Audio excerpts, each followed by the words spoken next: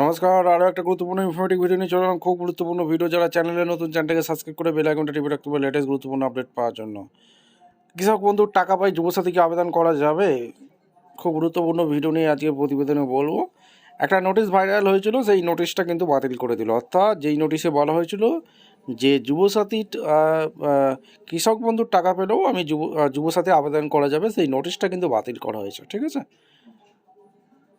এখন step two step আপডেটটি তুলে ধরছি। খুব গুরুত্বপূর্ণ ভিডিও, মনোযোগ দিয়ে দেখতে থাকো।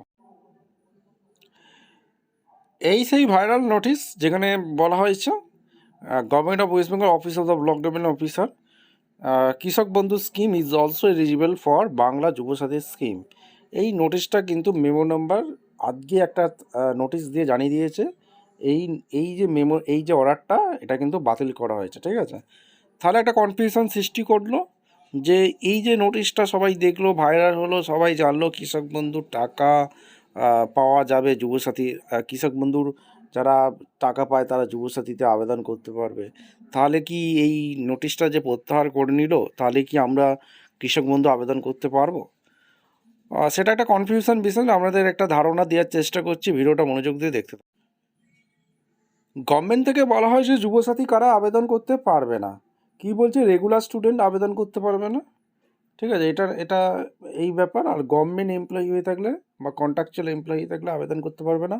আদার beneficiary if you are already receiving financial assistant from scheme, like গভর্নমেন্টের যে কোনো প্রকল্পে যদি টাকা পেয়ে থাকে তাহলে কিন্তু আবেদন করতে পারবে না।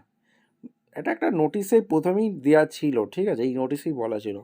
অর্থাৎ কেউ যদি কৃষক বন্ধু পায় তাহলে আবেদন করা যাবে না। কেউ যদি লক্ষ্মীর ভাণ্ডার পেয়ে থাকে, গভর্নমেন্টের যে কোনো স্কিমে যদি কেউ টাকা পেয়ে থাকে একটা, তাহলে এই যুবসাথী আবেদন করা যাবে না, স্পষ্ট এখানে বলা আছে। যে নোটিশটা ভাইরাল হয়েছিল সেটা একটু আগে আমাদেরকে দেখালাম, সেই নোটিশটা কিন্তু প্রত্যাহার করে নিয়েছে, অর্থাৎ উইথড্র করে নিয়েছে, অর্থাৎ নোটিশটা বাতিল হিসাবে গণ্য করেছে। ঠিক আছে, এবার তাহলে একটা মানুষের কনফিউশন হচ্ছে যে আদৌ টাকা পাওয়া যাবে কিনা বা আবেদন করা যাবে কিনা। ইতিমধ্যে একটা কনফিউশন তৈরি হয়েছে যে আগের নোটিশটা বাতিল, এই আগের নোটিশটা দিল ভাইরাল নোটিশটা, সেটা বাতিল করে দিল। এখন তাহলে আমরা কি করব?